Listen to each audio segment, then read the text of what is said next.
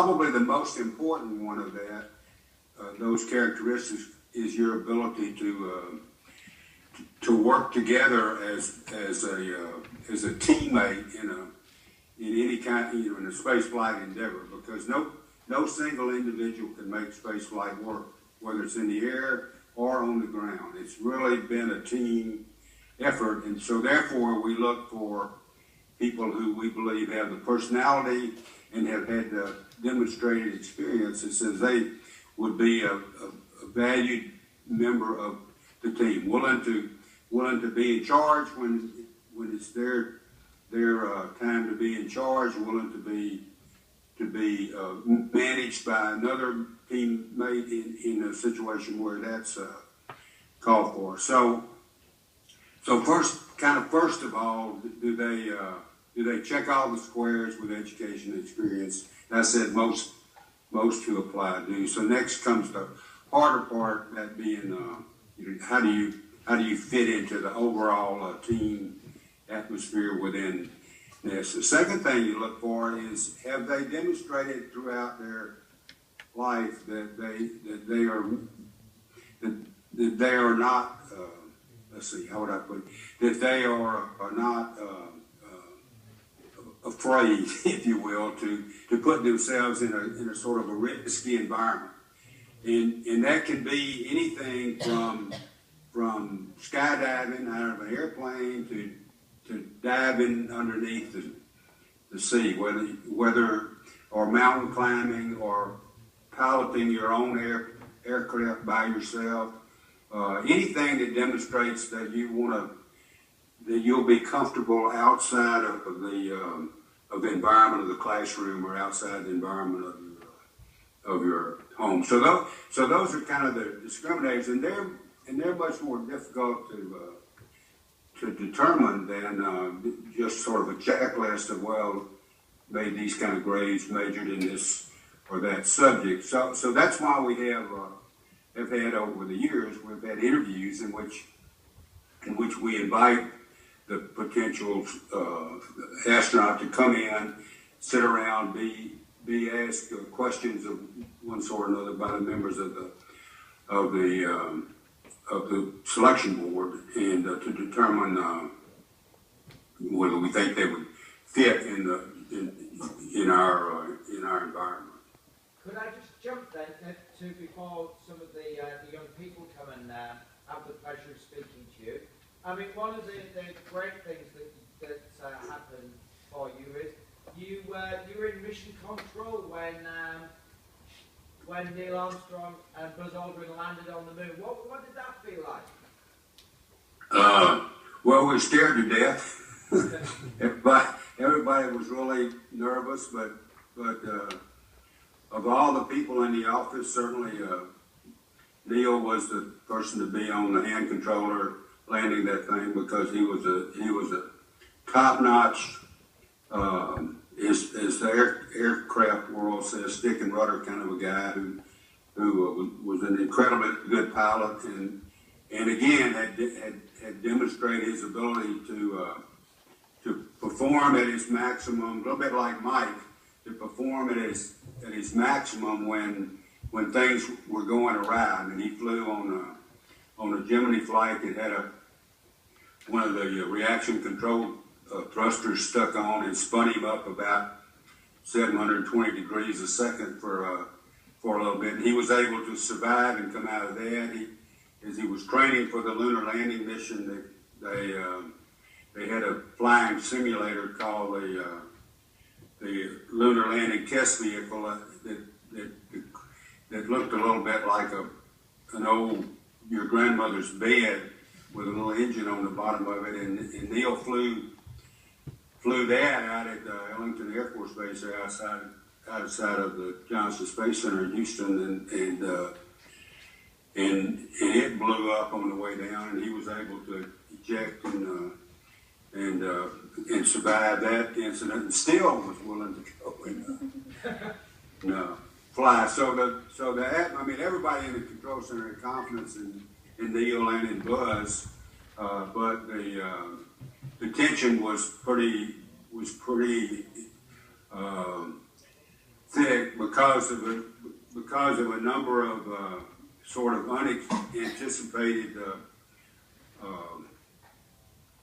problems with the system that hadn't shown up in the previous flights. For example, when they finally pitched the lunar lander over to point the engine at the lunar surface, the amount of data that came in from the landing radar basically caused the computer to saturate, and they began to get a bunch of program alarms that could easily have caused an abort. All the software experts on the ground had to do was say, we ought to abort this thing, and we would have aborted it. You have to remember the software capability of the onboard computers in Apollo was about 10% of what you have in your telephone in your pocket.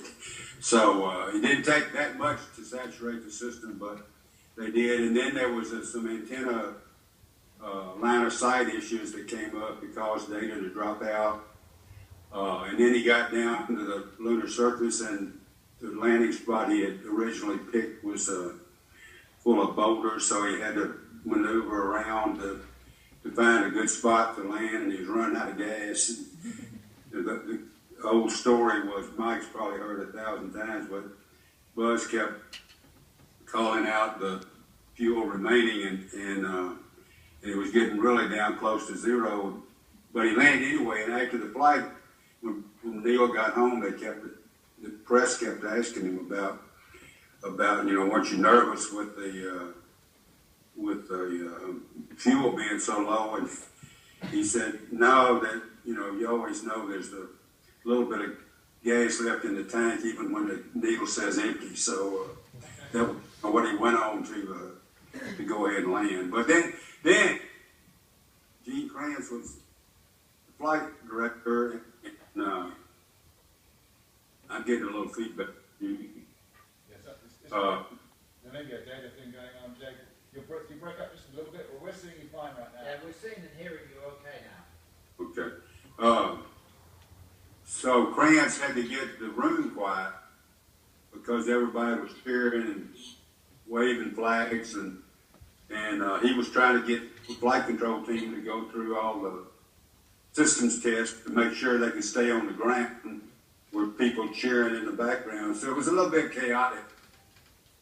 But Gene, being a forceful individual that he is, he was able to get the room quieted down, team back to paying attention to their business.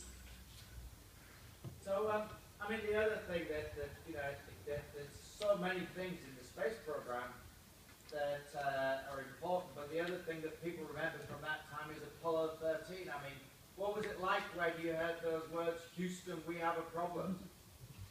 Well, it was at work, It was in the middle of the night, for one thing. And, so, people were rolling out of bed, going back to work. There's a couple of things I always try to tell you about Apollo 13. And the first one is, if you want to know what it was like, go see the movie. Because Tom Hanks and that group did outstanding job of not only the technical aspects of the mission itself, but sort of the way the team worked and all that. But that movie's very accurate, as I recall the events. And the other thing I think it's important to sort of remember is that nobody on the ground ever expressed doubt that we were going to make it. I remember I actually went to give a talk during the middle of that thing downtown Houston, and everybody said, "Well, how soon is the crew going to die?" And the attitude in mission control was, we're going to get them back, and so we'll just do whatever we have to do. And there was some pretty creative things that came out of the solution to that. For pretty much simple things. The crew lived off these charcoal filters scrub out the bad stuff in the air. And for some strange reason, the command module, which was built by what's now Boeing, but then was the North American Buckwell, had round containers, and the lunar module, which was built by Grumman up in New England, had square ones, or vice versa. I can't remember now, but one of them was, one of them was round and one of them was square, and so in order to, they quickly were going to run out unless they figured out how to use the command module scrubbers in the lunar module. So they took the checklist and a bunch of duct tape and made these little tubes to plug in to allow you to use the system. I mean, all kinds of little things went on during the mission,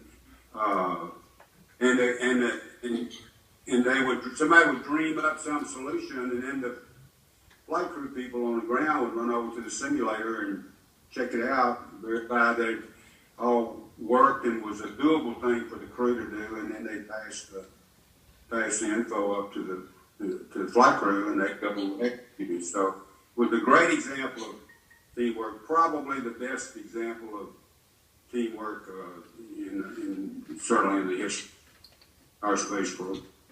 I think that and the efforts that went through, I think, Mike, to save California were right up there with the demonstrated ability to have some people on the ground and some people in the air work together. So tell me, Jay. No problem. I mean, you talk about the teamwork there, and the teams were under intense pressure. What's the key to preparing a team to be able to sustain and support each other and do their job under such intense pressure? What's the secret? Well, the first thing is you got to. The first thing goes back to the first question. You got to pick the right people. People that are comfortable in that kind of environment. A lot of people work really well under pressure, and a lot of people don't. So you have to make sure you got the right people in the right jobs, and then you have to train them. They have to be knowledgeable about the sort of anticipating problems that might come up. We did a lot of training before Mike's spot and others, just to make sure that the people on the ground and the people in the air could and would work together as a team, particularly early on, because the personalities of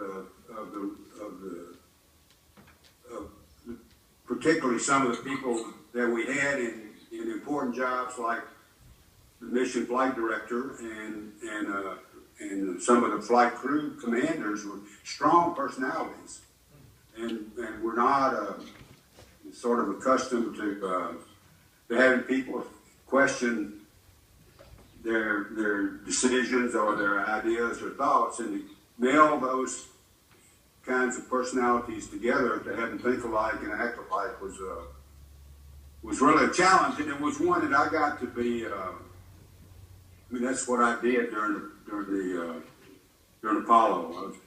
I was responsible for conducting all the integrated training between the people in the control center and the people in the flight simulator, and turning them into a functioning team. That was a very challenging job, but a very, very rewarding one. Often I was accused, Mike, of not having to take the final, but that's the way it went.